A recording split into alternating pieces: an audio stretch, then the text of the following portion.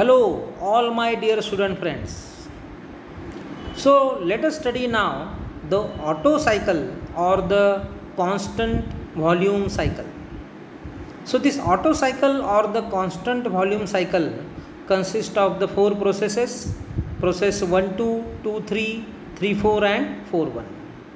So, this Otto cycle is used for the conversion of heat into mechanical work. It is the power producing cycle, converting heat into mechanical work. So, as the name indicates, Otto cycle is nothing but the constant volume cycle. Constant volume cycle means in this cycle the heat addition to the working substance as well as the heat rejection by the working substance takes place at constant volume. So, let us study the four processes one by one. The first process is the process 1, 2. So, the process 1, 2 is nothing but isentropic adiabatic compression process. Compression takes place during this process 1, 2. The pressure is increased, volume is reduced. But this compression takes place at constant entropy. If you look at the TS diagram, you will find that the line 1, 2 is vertical. It means the entropy remains constant. So, we write here S1 is equal to S2. So, it is the isentropic as well as adiabatic. Isentropic means entropy is constant. Adiabatic means there is no heat transfer.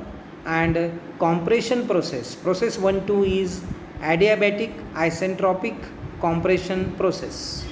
Now the process 2, 3. Process 2, 3 is nothing but isochoric heat addition process. Isochoric means at constant volume. Volume is constant.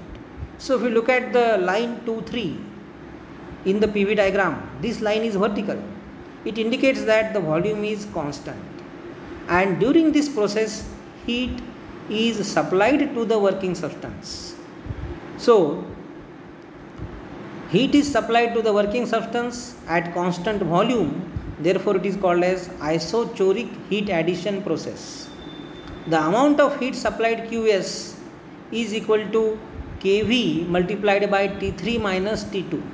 Kv is nothing but the specific heat at constant volume, and T3 and T2, these are the temperatures after and before the process 2, 3. So, the temperature has been increased from T2 to T3. So, the temperature difference is T3 minus T2. The increase in temperature is T3 minus T2, and that is multiplied by the specific heat at constant volume, because heat is added at constant volume. So, that gives you the heat supplied per unit mass. The heat supplied, specific heat supplied will be equal to specific heat multiplied by change in temperature. So, that is the process 2, 3. Now, the process 3, 4. Process 3, 4 is again adiabatic isentropic expansion process. Adiabatic isentropic expansion. So, isentropic means entropy remain constant. So, we write S3 is equal to S4, and adiabatic means there is no heat transfer. So, this is the expansion process. We see that the pressure has been reduced and the volume has been increased. This we can see in the PV diagram, and in the TS diagram we can see a vertical line. It means it is a isentropic process, isentropic expansion process. Finally, the last process is 4, 1. So, process 4, 1 is nothing but isochoric heat rejection process. Heat is rejected at constant volume. Isochoric means constant volume process. It is a heat rejection process. The working substance rejects the heat, and the quantity, the amount of heat rejected by the working substance is given by the equation QR is equal to Kv. Kv is again the specific heat of the working substance at a constant volume, and that is multiplied by the decrease in temperature. The temperature decreases from T4 to T1. So that is nothing but the decrease in temperature, and these are the four processes in Otto cycle or constant volume cycle. Now the work done, the net work, is the difference between the heat supplied and heat rejected. W is equal to Qs minus Qr. Now again, Otto cycle, we will just try to revise the Otto cycle.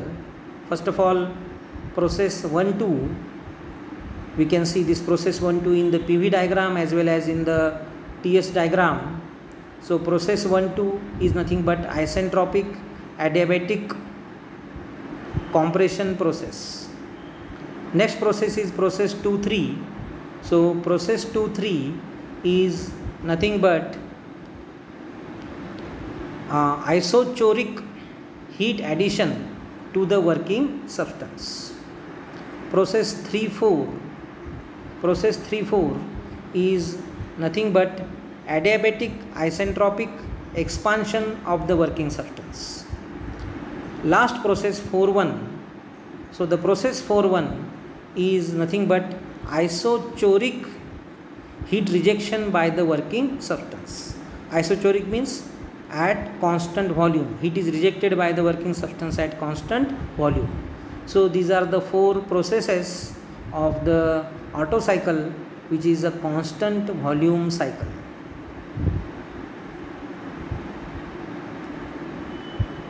Again, a quick revision of the various processes of the Otto cycle and the equations, concerned equations are also written here. These are the four processes, and we can write these equations for these for each processes. We are writing their own equations already were written. This is just a revision. Now let us study the diesel cycle. So diesel cycle is not a constant volume cycle. In diesel cycle you will find that the heat is added at constant pressure, but the heat is rejected at constant volume. That is the only difference between Otto cycle and diesel cycle. In Otto cycle you will find that the heat is supplied at constant volume, but in diesel cycle heat is supplied at constant pressure. This is the only difference between diesel cycle and Otto cycle. But still, let us study the various processes of diesel cycle one by one. So first process is 1-2. So 1-2 is the process adiabatic isentropic compression. S1 is equal to S2, entropy remains constant during the process 1-2. Second process is 2-3.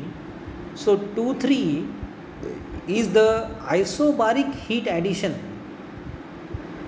heat supply at constant pressure. So this process is the different from the Otto cycle in diesel cycle. So this process will differentiate the diesel cycle from the Otto cycle. That is the process 2-3. In this process the heat is added in both the cycles, but in diesel cycle heat is added at constant pressure, and in Otto cycle heat is added at constant volume. So this is the process 2-3, isobaric heat addition, heat supplied at constant pressure. So this heat supplied will be equal to Kp into T3 minus T2. Kp is nothing but the specific heat at constant pressure. Now we are not using Kv, we are using Kp. We are not using specific heat at constant volume, but we are using specific heat at constant pressure because the heat is added at constant pressure. So the heat added, heat supplied is given by Qs is equal to Kp into the increase in temperature. The increase in temperature is from T2 to T3, and therefore T3 minus T2 is the increase in temperature, and this product gives you the heat supplied, but it is the specific heat supplied per unit mass. Now the process 3-4. The process 3-4 is again adiabatic isentropic expansion process. that is S3 is equal to S4, entropy remains constant. Finally, last process 4.1. Process 4.1 is nothing but isochoric heat rejection. Heat rejection at constant volume, not at constant pressure. Okay. Remember, in diesel cycle, heat addition is at constant pressure and heat rejection is at constant volume. So heat is rejected at constant volume, and this heat rejected will be equal to, is given by QR is equal to kV into T4 minus T1. QR is the heat rejected, kV is the specific heat at constant volume, and the decrease in temperature is given by T4 minus T1, because T4 is the temperature before heat rejection and T1 is the temperature after heat rejection. So that is the reduction in the temperature, right? So this is the diesel cycle, and the net work is nothing but Qs minus Qr. Again, the diesel cycle, the various processes in the diesel cycle. Process 1-2 is adiabatic isentropic compression process. Now the compression ratio during this process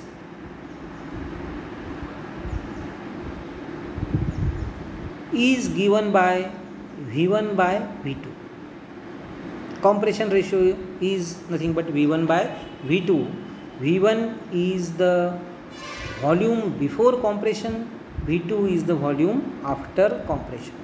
So compression ratio is the ratio of the volume before compression to the volume after compression. So before compression the volume is large, after compression the volume is less, the volume is reduced.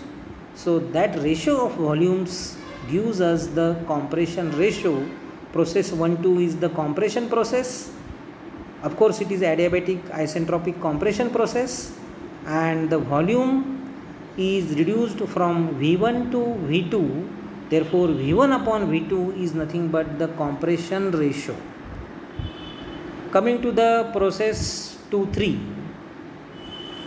Process 2-3 is isobaric heat addition. Heat is supplied at constant pressure, that is given by Kp into T3 minus T2. Now here we can study one important ratio, that is the cutoff ratio. Cutoff ratio is denoted by rho. This appears like P, but remember it is not P, it is rho. So cutoff ratio is equal to rho is equal to V3 upon V2. So why it is V3 upon V2? Why V3 upon V2 is called as the cutoff ratio? Because at point 2 the heat supply starts and the heat supply ends at point 3. So you will find that the volume increases. The pressure is remaining constant during the process 2-3 because heat is supplied at constant pressure, but the volume is increased from V2 to V3. So heat is being supplied. Actually we are supplying the fuel. So fuel supply starts at point 2 and fuel supply is stopped. Fuel supply is cut off at point 3. Therefore we call it as cutoff ratio. So when the fuel supply is cut off, the volume is V3. When the fuel supply is started, volume is V2. Therefore V3 upon V2 is called as the cutoff ratio. Now process 3-4 we have seen, it is nothing but adiabatic isentropic expansion process. Now the expansion ratio again. So expansion ratio is equal to V4 upon V3. So what is V4? V4 is the volume after expansion. V3 is the volume before expansion. So after expansion volume will be more, before expansion volume will be less. Expansion means increase in volume, right? So V4 is the volume after expansion, V3 is the volume before expansion. So V4 upon V3 is nothing but the expansion ratio. Now since V4 is equal to V1, why V4 is equal to V1? Because process 4.1 is nothing but the process of constant volume, heat rejection at constant volume. Therefore V4 is equal to V1. So in place of V4 we can write V1, and we can also write expansion ratio as V1 upon V3. Instead of V4 upon V3, we can write V1 upon V3. Now this expansion ratio V1 upon V3, put the value of divide the numerator and denominator by V2. Divide the numerator and denominator by V2. So you will find that the expansion ratio is nothing but R upon rho. The expansion ratio is nothing but the ratio of expansion ratio is nothing but the ratio of compression ratio and cutoff ratio, right? So expansion ratio is equal to R upon rho. Now the process 4.1 is isochoric heat rejection at constant volume, given by QR is equal to kV into T4 minus T1. The net work W is equal to QS minus QR.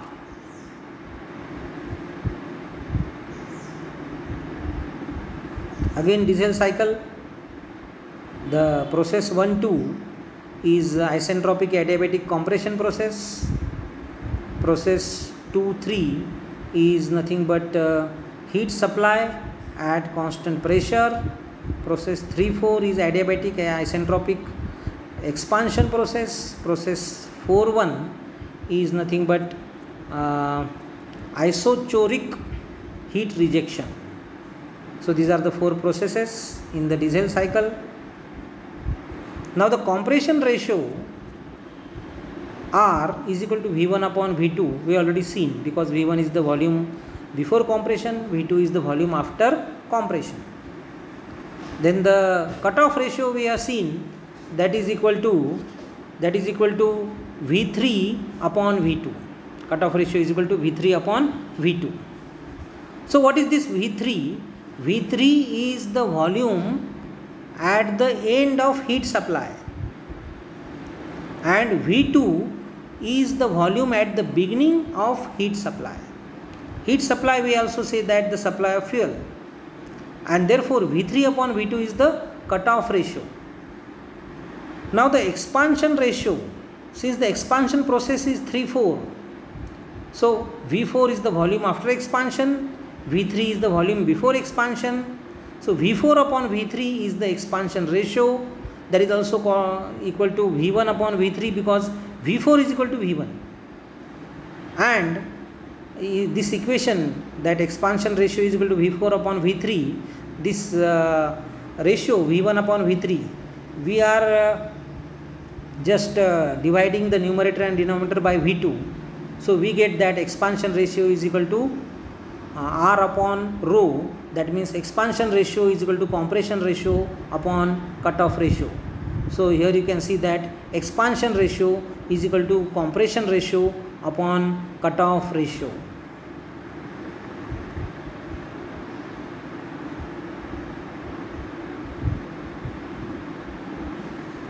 So we have seen compression ratio is equal to V2 upon V1, cutoff ratio is V3 upon V2, expansion ratio is equal to V4 upon V3 is equal to V1 upon V3 is nothing but equal to R upon rho. Expansion ratio is the ratio of compression ratio to cutoff ratio. All this we have seen, and we have seen the various processes in the diesel cycle. All these are the various processes in the diesel cycle. A quick revision. Now the efficiency of the diesel cycle is W upon QS. Work output W, and the input is the heat supplied QS. So W is equal to QS minus QR, and then finally we get efficiency is equal to 1 minus QR divided by QS. Now put the value of QR and QS. Put the value of QR and QS in this equation. So we get 1 minus kV into T4 minus T1 divided by Kp into T3 minus T2 as the equation of efficiency. Now we are just trying to rearrange this equation, and after rearranging, that means what we are doing is that we are dividing the numerator and denominator by kV. Divide the numerator and denominator by kV. So in the numerator kV gets cancelled, and in the denominator Kp upon kV is gamma. Kp upon kV is nothing but gamma. Gamma is nothing but the ratio of specific heats. Gamma is equal to Kp upon kV. Gamma is nothing but the ratio of the specific heat at constant pressure to the specific heat at constant volume.